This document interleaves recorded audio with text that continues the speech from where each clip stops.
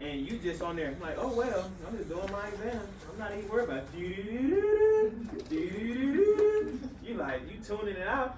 Patient could be dying on you. You gotta know how to read these vital signs. Because you never know how a patient gonna come to you. Or you never know where you might be sent. You may be sent off to surgery, you know, to do a biopsy, to do a paracentesis, a thoracentesis. We're all good with those centesis, right? We all know what those are. Everybody knows what those are. Paracentesis, meaning in the peritoneum, fluid in the peritoneum. Okay? Paracentesis means we're taking fluid out of the peritoneum. Meaning that fluid is called what, guys? I just said it. Ascites. Ascites. That fluid is called ascites in the abdomen. Huh? Yeah, that's a procedure you're part of. That's a procedure. You don't actually do the sticking, you do the guiding of the needle for the doctor. So I put my ultrasound where he wants it in that big pocket of fluid. He'll come right by so I can see the ultrasound getting put in. See the needle getting put into the patient at the same time. Okay, so they can stick it in that pocket of fluid so we can get it out of there. We learn that here, or is that different?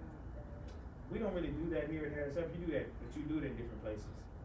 You do it in different places. So it doesn't No, it's not a modality. It's just a procedure. It's part of the abdomen. Part of the abdomen. It's just a procedure. It's like a renal biopsy or prostate biopsy.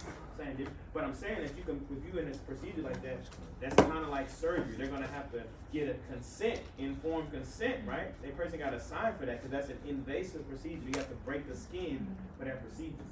That's an invasive procedure. All right? So, in this chapter, like I said, we're going to start this chapter. We're going to end it tomorrow and, in also chapter 11. Depending on how I'm feeling. I got something up my sleeve. Alright, so we're going to learn how to apply proper patient care techniques in obtaining vital signs and patient mobilization. Okay? Explain the active role of sonographers should play in monitoring vital signs. Now, this isn't a major role that we play. But if something happens, like somebody has oxygen, I need you to know how to hook the oxygen up to the wall. Right? If somebody, I need you to know how to take the oxygen from the tank to the wall. How to turn that tank off, because you don't want a patient that come down with an oxygen tank to be using the oxygen tank during their exam, because when they finish, the oxygen tank may be low. And then, what that patient going to do after that? They got to bring another oxygen tank down. So we need to hook our oxygen tank up to the wall. So there's different stuff you need to learn how to do. Is that during clinic? That's not even a procedure. That's just anybody. It's a little training. Yeah, that's just that's anybody that can come to you. That's anybody that can come to you. Okay? We're also going to identify abnormalities and variances in vital signs by understanding the normal range of blood pressure, pulse, respiration, and body temperature. Okay, I think I may make it to pulse today, and we'll finish respiration, body temperature, and portable exam tomorrow, and chapter 11. So let's recognize how to assess a patient's mobility and provide adequate patient care. Because you do have to, guys, we're more hands-on than what you think. You see how close we are to the patient, invading the personal space, right? What's our personal space called again? Kinesis, right? Kinesis, right? Kinesis. In that personal space? In that personal space? Kinesis? No. What's the personal space? Proxemics, that's what it is. Kinesis is body language, right? Yeah. Body language, right? Okay. Appreciate it. Yeah, 2 to 3 feet. That's our range, right? But a lot of times we have to help our patients get up, help our patients get down. Sometimes a patient can't get up or get down for you. You have to scan them in the wheelchair. What if they have Gowned up. Get gowned up, masked up, hat on. All of that. You got to protect yourself. We're going to talk about that when we talk about surgical aseptic technique in chapter 13 and 14. All right? So, let's talk about our patient assessment. The sonographer, again, may be asked to monitor vital signs. You got to monitor vital signs. The patient come to you with, one of those machines where they have a line. They may be getting medicine from a line or something like that. They may have oxygen. They may come to you, with the IV pump, and they may come to you with the whole. Guys, I'm not a nurse, so I don't know what that whole machine that tells you the pulse, the heart rate. What's the name of that machine? For my people in med. Pat. What's the name of our machine that monitor vital signs right there? Yeah, what's the name? Y'all know what I'm talking about with it has all the numbers. That machine right there, they may come to you like that. They may come to you like that. So you gotta know what's going on, because when they start making those funny noises, you gotta know what's being affected. Because sometimes that person may be sleeping like this. They may have a line right here in the antecubital fossa. They may be sleeping like this. That's gonna restrict the medicine from getting in. So I'm like, excuse me, man, can you please straighten your arm out so you can open up the line? Then I may have to go to that machine and restart it so it can get back going. You're responsible for those things. You just can't ignore the machine and put it on silent every time. But never mind. Huh? The IV pump. We got it, Pat. Thank you. Thank you. What'd you say? Say what you gotta say. No, it's fine. Say it. But these aren't in-house patients that we're talking about, right? You are talking about in-house patients. So do the nurses not often come down, or the nurses aren't The there by the nurses bedside? may have 2 or 3 patients at one time. They can't leave the floor for one That's person. medication, though. They gonna come to you just like that. They gonna come in the ER. They gonna come to you just like that, Jazz. I'm telling you. I'm getting you prepared. I'm preparing you. But they gonna come to you just like that. This is my question also, why they don't send a nurse with The staff. It's a huge nursing staffing drought in Houston right now. Nurses getting to write their own ticket. I want to make $50 an hour. You gonna pay me or not? I'm going over here if you're not. So it's just because it's a drought with nurses. That's everywhere. That's citywide. Yeah, nurses are in tremendous demand. But it's so competitive in school. The school is competitive, but But working, It's you right. my sister. My cousin, she's a nurse. She works 3 days a week. Traveling nurse, $50, $60 an hour. That's it. She just works 3 days a week. Every time I see her, she in the sky. She flying every time. It sounds good. Every time. But you know, a nurse told me to go for some. Really? She said that That's a 12 hour. You can. A lot of people don't know that. Ultrasound takes, they start off, unless you're a specialized ER nurse or traveling nurse, or you're doing a surgery, those are the nurses that make big money. A regular unit nurse, we make more than them. We getting bread. We getting bread. A nurse did We getting bread. Yeah. We get that bread too. But keep that on the floor. We don't even want everybody flooding the market. You know? I told you one of the recent graduates, she makes $38 an hour right now, fresh out of school. That's unheard of to make that much money fresh out. You know? So that's awesome. I'm really, that changed her whole life. She went from like a stay-at-home mom to now they ain't no telling what they bringing in together. They get buku, get bread, get bread. Okay, let's talk about before we get this money though. Let's talk about these vital signs. Let's talk about these vital signs. Okay. So before an invasive procedure, you may be asked to obtain baseline vital signs. Again, you may be asked to go to a surgery. Hey, Myra, I need you to go down to the OR3. They got a prostate biopsy. I need you to go and do that for us. All right. But my job when I go to surgery isn't just doing my ultrasound. I'm responsible. Depending on where you're at. If you work at one of these little first convenient care, or these, what are these called? Acute emergency centers? Or those urgent care centers? You're responsible for everything. I used to work at the Methodist right here on 59 in Kirby, that emergency center right there. I answered the phones. I did vital signs. I took blood. I did my exams. I did x-ray exams. You know, I discharged patients. You do everything, you know, when you're at these facilities like that. So you never know what you're going to be asked to do, because none of that's out of your scope, because it's all under the scope of patient care. Okay? So these are just some of the baselines right here that we're responsible for, guys. You see the red arrow? That's the answer on your homework right there. So one of our primary mechanisms for homeostasis. Homeostasis meaning is what keeps our body keeps the equilibrium in our body. Okay? Keep it at a constant temperature, or respiration or pulse or what have you. Keep us the same. Okay? So body temperature, pulse, respiration, and blood pressure, these are all vital signs that we may be responsible for. Okay? Body temperature is the measurement of the degree of tissue heat deep within the body. That's 2 answers on the test, on the homework, I believe. Okay? Pulse is the result of blood that is pushed through the arterial system of the body by the beating heart. So what's think about the pulse and blood pressure? If they're measuring like the blood coming out of the left ventricle coming into the body. Okay? We got respiration, the exchange of oxygen and carbon dioxide in the lungs, or how many, we talk about respiration, we're talking about beats per minute, how many breaths per minute. Okay? And blood pressure, the amount of blood flow ejected from the left ventricle of the heart during systole. Systole meaning what, guys? Okay, doing systole, and the amount of resistance the blood meets due to systemic vascular resistance. Okay, remember the body has resistance because as you get deeper into the arterial and venous system, you get deep into the arterial system. Think about the arteries. You start out big and they get small, right? The aorta is the biggest artery in the body. It's big, big, big. Then it branches. It's two smaller arteries, and they just continue getting smaller and smaller as they go down to the feet, and also the ones that go to the arm. Veins work just the opposite. They start off really, really small. As they come back up the body to the heart, they get bigger and bigger and bigger, like the IVC, and that's the biggest vein in the body.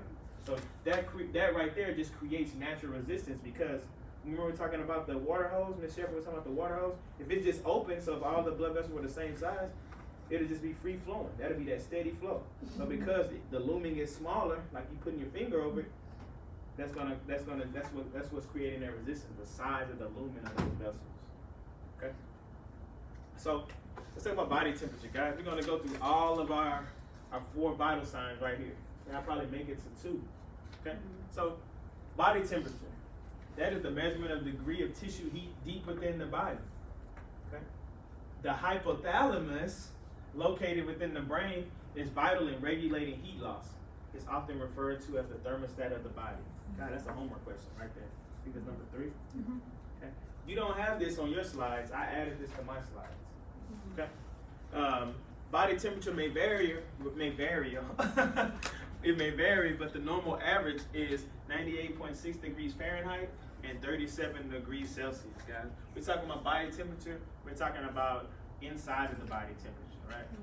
Inside of the body temperature, not just me putting a temperature gun on my arm and that's going to be the temperature, because I'm going to be affected by the outside environment. Okay? I'm talking about body temperature, I'm talking about inside of the tissue, the deep tissue is heating. Okay? Temperature may also vary depending on location of where the site is measured. The most common site is in the mouth or orally. We all know those mom throw a thermometer in your mouth. Boom. I don't have to go to school today because my temperature is 100, but I gotta go to the hospital, right?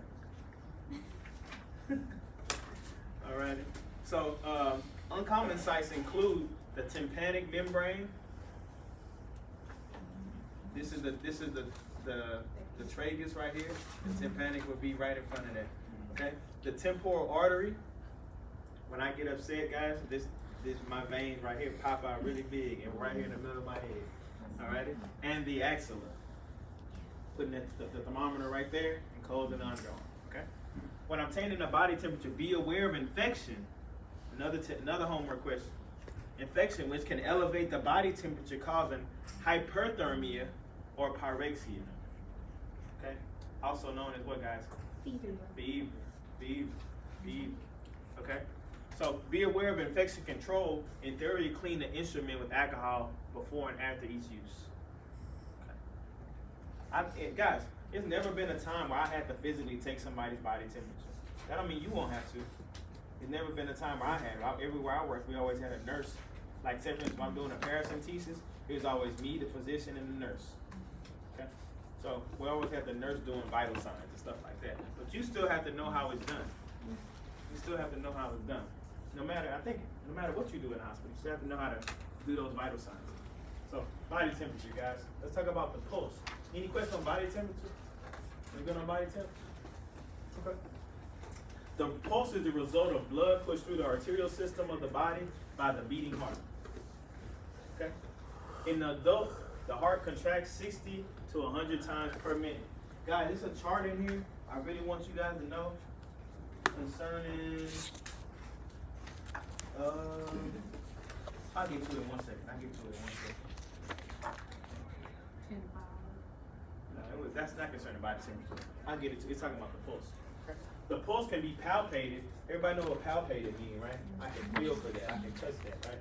Okay. It can be palpated by the sonographer in several locations. Table 10-4. 10-4. I'm coming to it. That's why I haven't got there yet. I'm coming to it, dude. Where there are superficially located arteries, superficially meaning they're close to the skin line. All right. The primary location is the radial artery, guys, at the base of the thumb and the wrist. This one you see most people check. You can check your own, although it's not good to check your own because you do have arteries in your fingers, which can kind of throw off your own pulse. Okay. Always use the index finger and the middle finger, not the thumb, because the thumb has its own pulse. So you definitely want to use the thumb for that. Kind of feel it too. Okay. So the index and the middle finger. All right. Do not press too firmly. Excessive compression could reduce the strength of the pulse. Now, think about what you do to one of our people in the to our aorta. When you can push it down so much that you can close it up, right? Mm-hmm. So it's way easier to close. If you push down real hard, I can already stop it right now. Just by pushing down real hard, I can stop the blood flow coming to my hand. Right? So don't push down too hard. Just put enough pressure on there so you can feel it. Don't close up the arteries because arteries are elastic as well. Not as elastic as veins, but they can be closed up too. Okay, you push too hard. Okay? The fetal pulse is obtained using a Doppler device.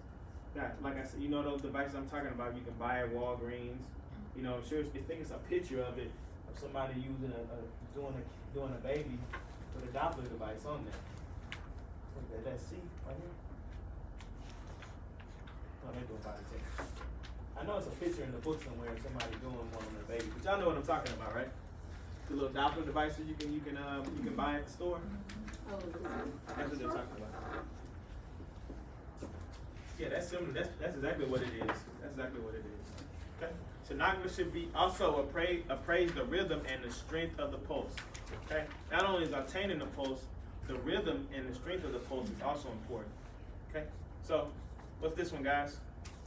That's our tympanic, right? Inside the ear, right? That's that machine. Most that's how we get our stuff taken most of the time, right? When you go get a physical, they used to give you that tympanic temperature measurement. Okay? That's what the pulse will look like, and this is an example of somebody getting a radial pulse. Remember, guys, it's on the thumb side. It's on the thumb side. On the thumb side, okay? Radial pulse. Oh, so you mean this side? Mm-hmm. That's very important to know that the radial artery is on the thumb side. The ulnar artery is on the pinky side. All right? That's just something you learn as an X-ray tech. All right. So let's talk about. I want to include this slide because it's different areas that you can obtain the pulse. Right? When we talk about the areas that they're calling it, they're usually calling it after an artery in that same area. Okay. So just like we have the groin pulse is the femoral pulse. You can feel right here, the groin artery, the femoral artery right here that leads down. Femoral meaning femur. Femur is the thigh bone. The femoral artery is superficial. It actually comes up. That's where it's gonna, our aorta bifurcates, right? And goes into left and right femoral artery. So the groin pulse is our femoral pulse. I know you guys have a chart, 10-4, I believe it is, right? Table 10-4 tells you the different areas where you can obtain a pulse. So the groin pulse is our femoral pulse. The pulse located behind the knee is the popliteal pulse. This is the reason I want to put this on there because I want you guys to know that the space behind the knee is called the popliteal space. Okay? Popliteal space. We do have to evaluate vessels in the popliteal space when we're doing venous Dopplers, arterial Doppler exams. Okay? So I want you guys to know that behind the knee, not only is another location to obtain the pulse, it's also the popliteal space. I want you guys to know that. Okay? And we already talked about, oh man, I didn't change that. My bad, guys. I meant to change this. This right here, guys, on the foot, that's the Dorsalis pedis pulse. That's where you obtain on the top. That's what's obtained on the top of the foot. Dorsalis pedis pulse, guys, don't even, my bad, is obtained on the top of the foot. Right here, guys. Know that Dorsalis pedis right here. So you have two arteries in the foot. Dorsalis pedis right on the top of the foot. Okay? If you just go down like the middle of your ankle and come down, bring your hand down to the top of the foot, that's where you're going to find a Dorsalis pedis artery. Okay? We do have to evaluate that artery as well. That's why I feel like it was important to show this because everything I tell you guys is going to come back up for sure. Okay? So that should be Dorsalis pedis pulse is obtained at the top of the foot. Okay? I just answered like 2 homework questions right there. 3, could be 3. I believe it's 3. All right. So let's talk about our pulse monitoring devices. Got electrocardiogram. This is what you see most of the time, right? You see people running through the emergency with their carts, boom, boom, boom, and then they're gonna put the leads on the patient's chest. Put the lead, these right here, the things they have the tape to the patient, those are called leads right there. They're using that to obtain, to get the pulse and get the, kind of like the heartbeat. Okay, so that's what it looks like. That's what an EKG. That's what the EKG sheet looked like right there. Got it. I don't care. I'm not requiring you to know the QRST wave. I just want you to know what the pulse monitoring device, electrocardiogram. That's what that is right there. Okay. Next we have an arterial line. Got it. Like I said, people come to you with arterial lines. A lot of times, guys, these lines are very sensitive to the patient. If these lines are long, if they have their hands behind their head, they get up, man, it can snag. Patient might, it might be in a lot of pain. You might see blood come back into the arterial line. Okay? But this arterial line has a small transducer on it, and that's how and it's inside the body. That's why it's able to give you the pulse right there. Okay? And it'll come on a machine just like that. So there's a little transducer hooked up that's the blood is rushing by, hitting the transducer, and is able to pick up the pulse like that. Okay? Okay? And then we have a homework answer right here. This is how you see patients in the hospital have a pulse oximeter, also getting the pulse and the oxygen exchange in the patient. This is how you see the patient right there with their finger. Sometimes they'll have it on their ear. It's usually like most of the time, you don't have a big piece of plastic, like depending on when you work, it may be a piece of tape that they can just put, fold it up and put it on your ear, on your finger, but that's called a pulse oximeter right there, okay? So I'm just gonna get through pulse, guys, and then I'm gonna let you guys go, okay? So let's talk about the pulse rhythm and strength. The pulse should be both normal in rhythm and strong. If your pulse is faint, it's probably concerning arterial disease or a low output from the heart. Okay, so we should have a normal rhythm that's strong. It should be just like it's when we hear music. It should be on beat, hitting rhythmically. Okay. So, and that abnormal rhythm of the pulse is referred to as arrhythmia or dysrhythmia. Okay? Both of those words are synonymous. Okay? Let's talk about, guys, know your prefixes. When we talk about tachy, we're talking about increased. We're talking about Brady, we're talking about slowing it down. I got on my battle rap. Y'all will cop that. All right. So again, so it doesn't matter if I'm talking about tachycardia. No, I'm talking about the pulse. If I'm talking about tachypnea, I'm talking about what's that do? If I'm talking about respiration. If I'm talking about tachypnea, okay, or bradypnea, I'm talking about respiration. If I'm talking about tachycardia, I'm talking about a rapid heart rate, really fast heart rate that's 100 to 150 beats per minute. Okay. Some causes of tachycardia or rapid heart rate would be anemia. That's a homework answer right there. That's a homework answer right there. Anger, CHF, guys. That's a anger. You get mad, your blood pressure goes, your heart rate it's going to trigger your fight or fight response, right? But this is off of like arresting, like they're just sitting down doing nothing, and their heart rate is above 100. That's probably just high blood pressure. No. I guess my question is tachycardia and whatever. Is that Bradycardia. Is that are those diagnoses? Or is that just everybody has it? No, they're diagnoses. That's what I'm saying. Meaning that there's something wrong if you have tachy or Brady.